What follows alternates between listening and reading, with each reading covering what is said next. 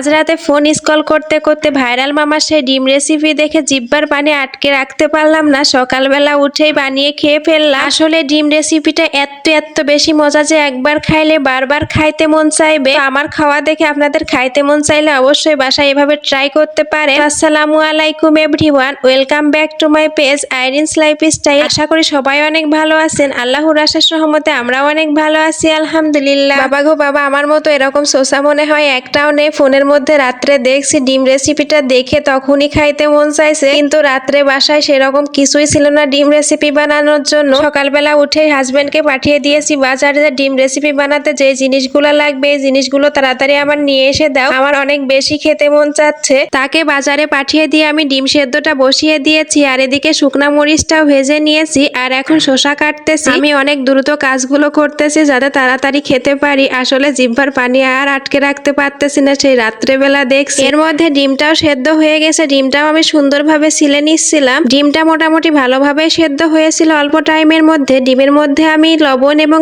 একটু কাঁচা তেল দিয়ে দিয়েছিলাম, তো এর জন্য ডিমটা আরো সুন্দরভাবে সেদ্ধ হয়েছে। আর এখানে আমি বাজার থেকে যে জিনিসগুলো নিয়ে আসতে বলছিলাম সেইগুলো নিয়ে আসছে। ধনিয়া পাতা, টমেটো সস, তেঁতুল চাটনি, কাসুন্দি, এগুলো ছাড়া তো ডিম রেসিপি হবে না। এগুলো আমার বাসায় কোনোটাই ছিল না, সবগুলোই নিয়ে আসালাম। আর এখানে আমি সুন্দর করে ধনিয়া পাতাগুলো বেছে নিচ্ছিলাম, বেছে ধুয়ে কেটে নিলাম। আগে তো ধনিয়া পাতাটা শীতকালীন সবজি ছিল, শীতকাল ছাড়া পাওয়া যেত না, এখন সারা বছরই পাওয়া যায়। যুগ কত উন্নত হয়েছে, কিন্তু আগের খাবারগুলোর মতো টেস্ট আর পাওয়া যায় না, সেই স্বাদ সেই গন্ধ কোনো কিছুই নেই এখনকার খাবারে। তো যাই হোক, এখন আমি মরিচটা সুন্দর করে কষলে কষলে নিচ্ছি, আর জামাইয়ের উপরে রাগ সব মরিচের উপরে দেখাচ্ছি। আর আগে থেকে যে শসাটা কুচিয়ে রেখেছিলাম সেই শসাটা দিয়ে দিলাম, সাথে ধনিয়া পাতাও দিয়ে দিলাম। আর এখন আমি টমেটো সসটা দাঁত দিয়ে কেটে নিচ্ছি, কারণ আমার আশেপাশে তেমন কোনো কিছুই ছিল না কাটার, নিয়েও বসিনি। এবার আমি টমেটো সসটা টিপে টিপে বের করে নিলাম, এরপরে দিয়ে দিলাম কাসুন্দি, আর এখন দিয়ে দিচ্ছি তেঁতুল। তেঁতুলটা দিয়ে সুন্দরভাবে কষলে কষলে ডলে নিয়ে তেঁতুলের বীজগুলা ফেলে দিলাম, ফেলে দিয়ে সুন্দরভাবে মাখিয়ে এখন হচ্ছে ডিমটা কেটে নিয়ে যে মশলাটা এতক্ষণ ধরে বানালাম সেই মশলাটা এখন ডিমের মধ্যে দিয়ে দিচ্ছি। এভাবে ডিমগুলো মাঝখান থেকে অল্প একটু কেটে ডিমের মধ্যে মশলাগুলো দিয়ে দিতে হবে, কিন্তু আমার ডিম কাটাটা বেশি হয়ে গিয়েছিল, এর জন্য আমি সুন্দর করে ডেকোরেশন করতে পারিনি। এগুলো কাজ সব হয়ে গেলে এবারে একটু তেঁতুল চাটনি নিয়ে মুখের মধ্যে দিতে হবে আর খাইতে হবে, আর মজা লুটতে হবে। আসলে সেই স্বাদ ছিল এত বেশি মজা। আসলে এখন আমি এডিটিং করতে গিয়ে আমার জিহ্বায় পানি চলে আসতেছে।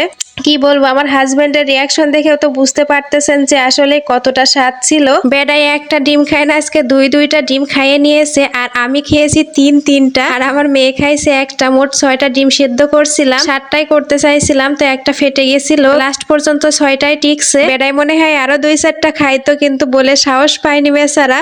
আমি সবগুলো খেয়ে নিয়েছি, আর এদিকে আমার মেয়েও খাওয়ার জন্য পরে কান্না করতেছিল। তো যাই হোক, সুন্দর একটা রেসিপি করে খাইলাম আজকে বাসায়। আসলে সেই স্বাদ, এই স্বাদের ভাগ হবে না। আমি তো অনেক বেশি মজা করে খাইছি, আমার এখনো তো জিহ্বায় পানি চলে আসতেছে। আমি এখনই এডিটিং শেষ করে আবারও হয়তো বানিয়ে খাবো। তো আপনারা আমার খাওয়াতে লোভ না দিয়ে বাসায় সুন্দর করে এই রেসিপিটি ট্রাই করতে পারেন। আসলে এই ডিম রেসিপিটি অনেক মজা। তো আজকের ভিডিওটা আর বেশি লং করবো না, আজকের ভিডিওটা এই পর্যন্তই। আল্লাহ হাফেজ সবাইকে।